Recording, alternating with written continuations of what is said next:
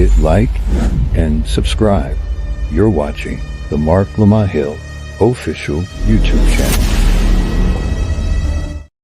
Peace, family. It's your brother, Mark Lamont Hill. Welcome to Night School. Every night here on the Mark Lamont Hill official YouTube channel, we hold Night School. We break down some of the most interesting topics, some of the most controversial subjects, some of the most contested debates going on in the world today. And tonight is no different, although the time is darn sure different. I apologize, y'all. As you know, I've been sitting here trying to work out some power issues. Also a little under the weather, but been sitting here doing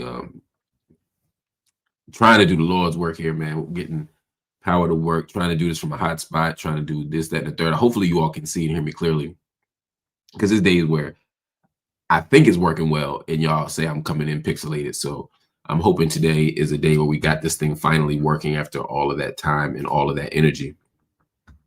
I'm so grateful to you all for staying up and fighting the battle against sleep. I don't think I take it for granted. I don't. I absolutely don't. I'm only going to do a quick one tonight because of the time and because of my not feeling great. But I never want you all to think that I forgot about you, because I never have.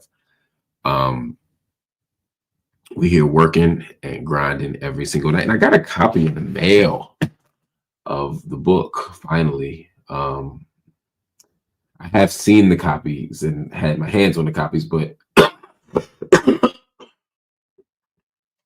is the first time I actually had the book in my possession, like as the one that I own. I keep giving it away. I keep giving the books away. So I'm happy to be able to show it to you. It's called For Gaza's Children: Black, Brown, and Jewish Writers and Poets Speak Out. It's edited by myself, my finger name, Mark Lamont Hill, Haki Matabuti, and Keith Gilliard. We're excited about this. We'll talk about it later. I'll have Haki and Keith come on. We're also going to do a book event very, very soon to talk about the book and to talk about all the other things going on in the world. So thank you all for the support. Thank you all for the love. And again, I know we're running light today, and that's my fault again. I apologize. And then I could do about it because of the technology, but I'm just saying I'm just grateful to you all. Anyway, so much going on in the world today. A lot of it we will cover tomorrow, but I wanted to at least pick up one story, and that is about y'all's president. America just found out that senior Trump officials were planning military strikes on Yemen by accident because they leaked their own war plans to a journalist in a group chat on Signal. That's right. We're talking about the Secretary of Defense, the VP, and other high-ranking officials dropping sensitive war plans and accidentally including Jeffrey Goldberg, who is, if you didn't know, the editor-in-chief at The Atlantic. The Houthis are an Iran-backed militant group that's been, going in the Red Sea, attacking ships, blocking pathways, and flexing on the United States for lots of reasons. The expressed reason, of course, is that they feel a duty by international law to prevent genocide. And so the Trump cabinet, just like the Biden cabinet, again, they ain't that different, wanted to send them a message. But here's the issue. The officials were discussing war moves on an unsecured messaging app. They act like it was fantasy football. Now, again, this isn't me defending or conceding the legitimacy of the action itself. Again, the Houthis are not just out there engaged in terrorism. There's a lot of ways that they've been represented that way, but it's a much more complicated geopolitical picture when you talk about Ansar Allah or the Houthis and what they're trying to do in that sea. And what they're effectively saying is we're not going to allow normal passageways until the ceasefire. That's what they said in the past. And now that the ceasefire has ended, they're even more strident about this. But anyway, the point here is not about the Houthis. The point here is about Trump and his team sending out these war plans on a Signal chat. Now, I'll tell you a story about that in a second. But anyway, instead of realizing their mistake, the officials kept talking. They kept breaking down targets. They started talking about attack timelines. They even debated if the strikes should be delayed and when the bombs hit exactly when the chat said they would. Now, maybe they made the mistake on purpose to leak this information, but they don't seem that smart. they seem dumb enough to be that dumb. I think it was reckless. Now, if it's intentional, it's straight up espionage, but either way, it's a national security nightmare. Meanwhile, Trump once wanted Hillary Rodham Clinton, the Secretary of State at the time, in jail. Remember, lock her up. You know why? Because of a private email server. Now, this dude is on damn near on group chats. My man is basically on, you know what I mean, on a group text with his national security team plotting wars. This is wild. But also, again, this is dangerous. And I can't stress that enough. This is incredibly dangerous.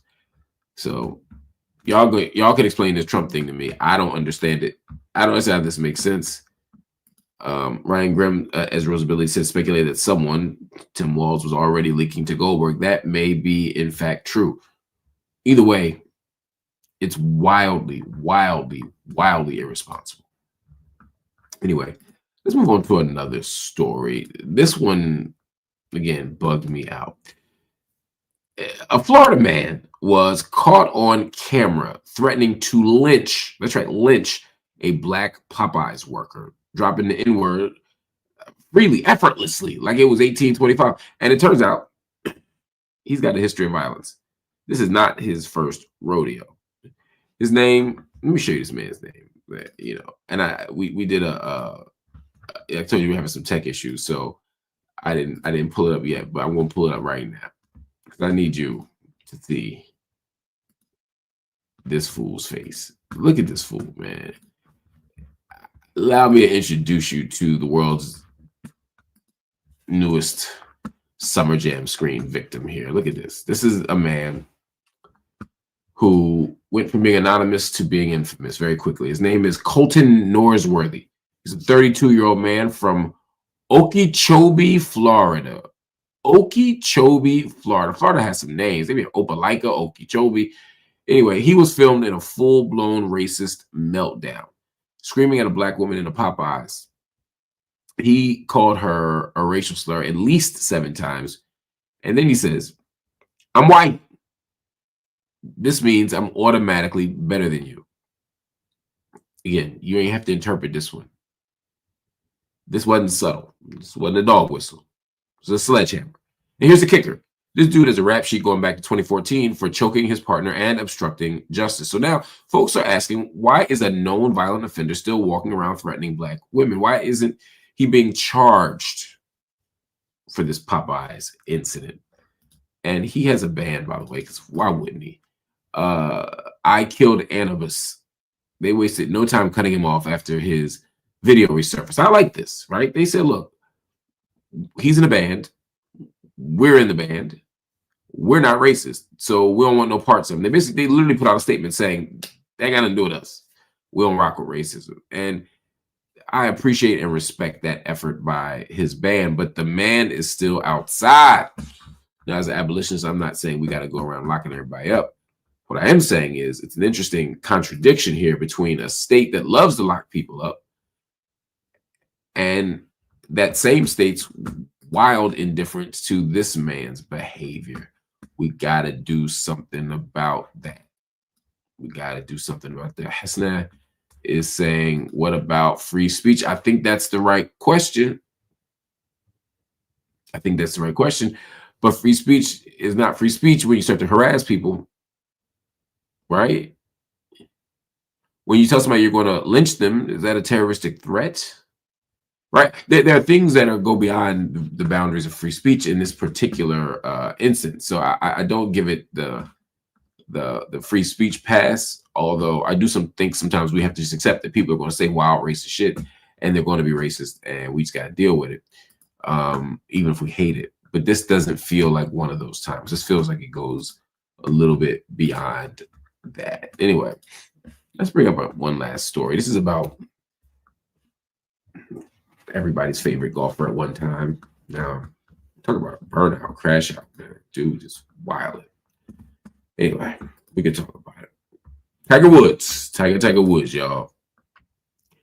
He just popped out in public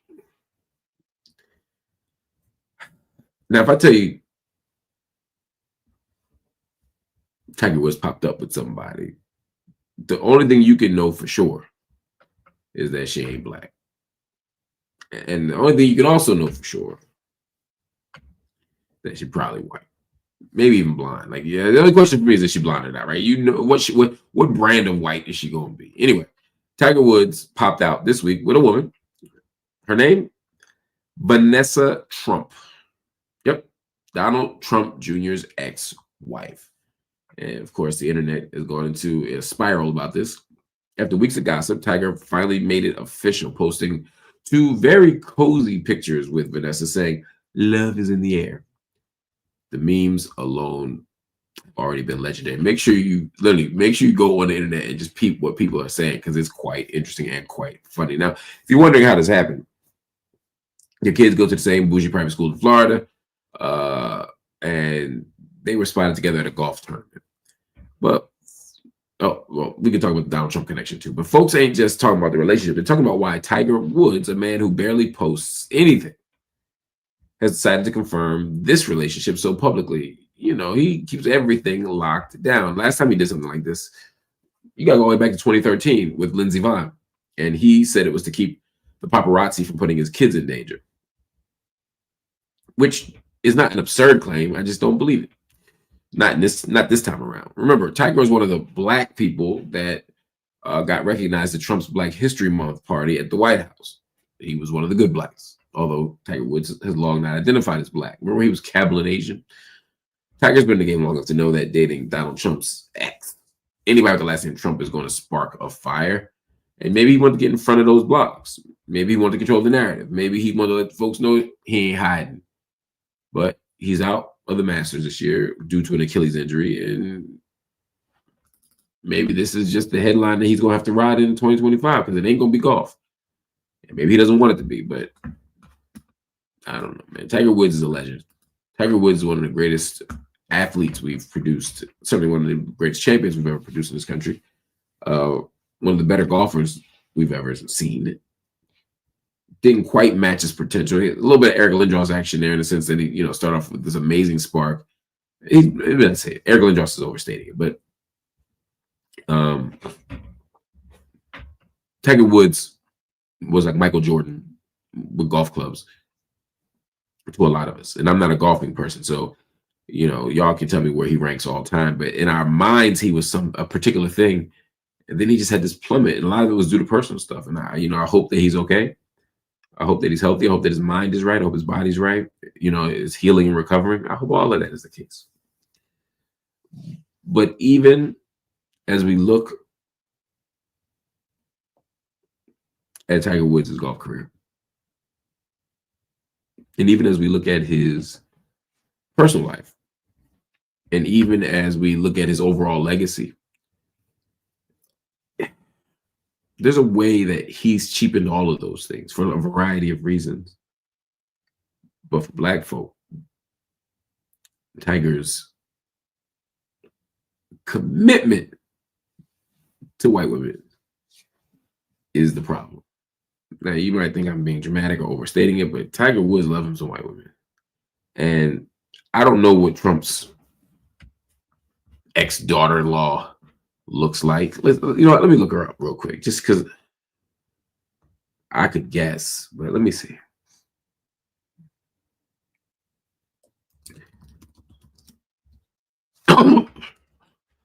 What do you know? I just looked up Vanessa Trump, and you will be as shocked as I am to find out that she's a blonde white woman. Vanity Fair was like, "No, don't look." We looking. So once again, now it's like, what shade of blonde are his white women going to be?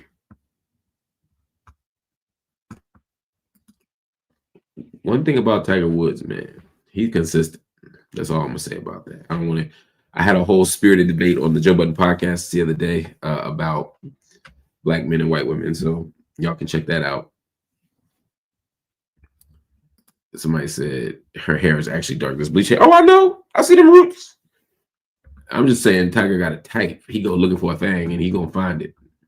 He gonna find it, and so does Donald Trump, and it's kind of the same thing. Anyway, yo, I'm gonna roll out. We ain't got a lot to talk about tonight because of these power issues. We cut the script a little short, and we'll come back tomorrow night with a longer conversation. But before we get into that, I mean, if you have a question for me, drop it in right now. You got a super chat, drop it in right now. We'll talk about whatever. Drop a question, and I'll wait 1 minute.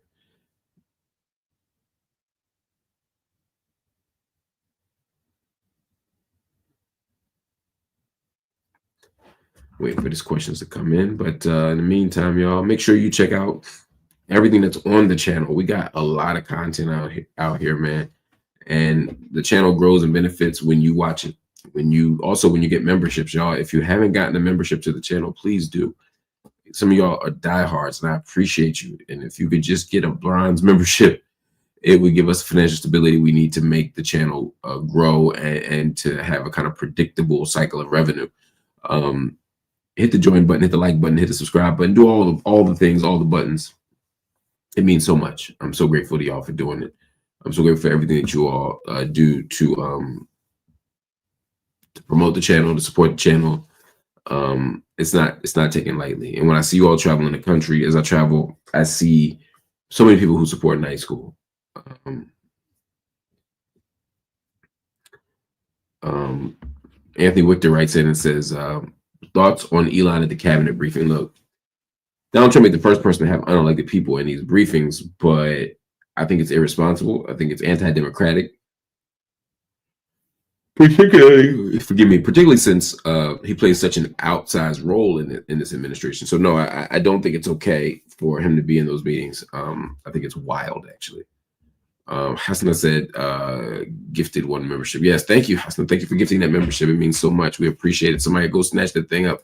Tisha said, Mark, you look sleepy. Go to bed. You deserve it. Oh, I am about to, but I wanted to answer a couple of the questions. And so thank you. Thank you all for the support. Thank you all for the love. I'm grateful. I'll see you tomorrow. We'll have a full show tomorrow.